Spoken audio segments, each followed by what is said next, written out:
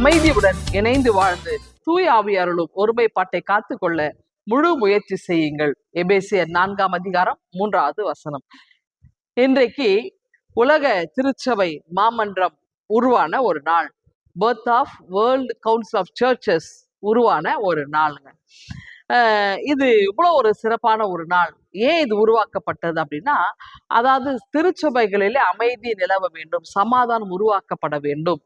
அதாவது திருச்சபைகள்லாம் ஒரே குடையின் கீழ் வரணும் தான் அன்றைக்கு எல்லாரும் திருச்சபையில் ஆங்காங்க பிரிந்து இருந்தாங்க. எல்லாரும் ஒன்னா சேரணும் தான். சபைகளிலே அமைதி இருக்கணும், சண்டைகள் இருக்கக்கூடாது, பிரிவினைகள் இருக்கக்கூடாது, பிரச்சனைகள் வரக்கூடாதுன்னு எல்லாரும் ஒன்னா வந்தாங்க. அப்படி எல்லா சபைகளும் ஒரே கோட்பாட்டை கொண்டு வரணும். ஏன்னா ஒரே கடவுள், ஒரே ஆண்டவர், அப்போ ஒரே திருமுழுக்கு, ஒரே விசுவாசம் இல்லையா, ஒரே பரிசுத்த ஆவியானவர், எல்லாம் ஒன்றே ஒரே விசுவாசம், எல்லாம் நம்ம ஓரிரை கோட்பாடை வைத்திருக்கிறோம்.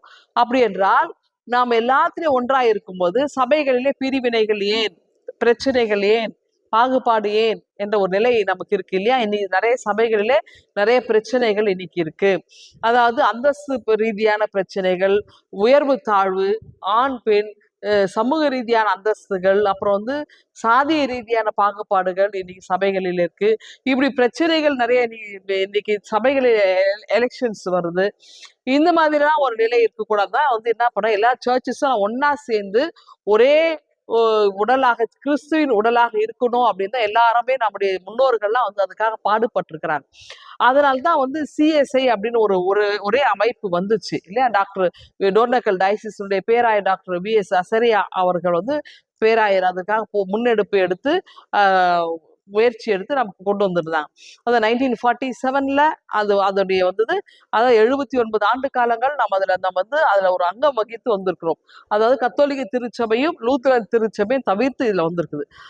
அதுக்கப்புறம் பாத்தீங்கன்னா இதுல இன்னும் நம்ம இந்த ஐக்கியத்தை வலுப்படுத்தணும் அப்படின்னு சொல்லிதான் இதுல என்ன செய்யறானாக்கா, இன்றைக்கு சிறப்பான ஒரு நாள் இல்லையா, 23ஆம் தேதி, ஆகஸ்ட் மாசம் 23ஆம் தேதி 1948ஆம் ஆண்டு ஜெனீவால நடந்த ஒரு மாமன்றத்துலதான் எல்லாரும் என்ன செய்யறாங்க, எல்லா திருச்சபையும் நாங்க இதுல ஒன்றா இணைந்து அங்கம் வகிக்கிறோம்னு சொல்லி அந்த கவுன்சில்ல எல்லாரும் ஒன்னா சேர்ந்துட்டாங்க.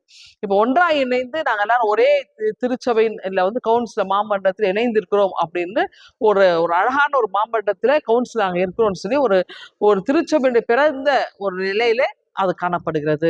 அப்படி என்றால் கத்தோலிக்க திருச்சபையும் லூத்தரன் சர்ச்சஸும் தவிர மற்ற எல்லா சர்ச்சஸும் இன்னைக்கு ஒன்னா சேர்ந்து இந்த WCC அப்படின்ற ஒரு அமைப்பை உருவாக்கி இருக்கிறாங்க. அப்படின்னால இன்றைக்கு அந்த WCC பிறந்த நாளா இன்னைக்கு இருக்குது. ஆகவே இதற்காக நாம் ஆண்டவரை துதிப்போம். அதோடைய நோக்கம், அதனுடைய தரிசனம் என்பதை நாம் அறிந்திருக்கிறோம். அந்த நோக்கத்தையும் தரிசனத்தையும் வழுவாமல் காத்திட நாம் இறை மக்களும் அதில் இருக்கிற போதகர்களும் முயற்சி செய்ய வேண்டும். ஆகவே திருச்சபைகளை பிரிவினைகளையும் பிளவுகளையும் கொண்டு வராமல் எல்லாரும் இறைவனுடைய ஒரே கடவுளுடைய பிள்ளைகள் என்கிற ஒரே நிலைப்பாடு, ஓரிரை கோட்பாட்டை பின்பற்றி நாம் சபைகளிலும் அந்த ஒரே நிலையை நாம் கடைபிடிக்க வேண்டும். நமக்குள்ள ஏற்றத்தாழ்வுகள் அற்ற ஒரு நிலையை நாம் கொண்டு வர வேண்டும். ஆகவே எல்லாரும் இணைந்து செயல்படும் கடவுளுடைய அந்த அரசை இந்த பூமியில நிலைநாட்டப்பட கட்டப்பட நாம் கருவியிலாக செயல்படுவோம். இந்த சிந்தனையோடு இந்த நாளை துவங்குங்கள். ஆண்டவர்களை ஆசீர்வதிப்பாராக. ஆமேன். எங்கள் அன்பின் ஆண்டவரே, நாங்கள் எல்லோரும் உங்களுடைய கருவிகளாக செயல்பட நீர் எங்கள் கிருபை தாரும். மீட்பரை ஜெபிக்கிறோம் எங்கள் அன்பின் கடவுளே.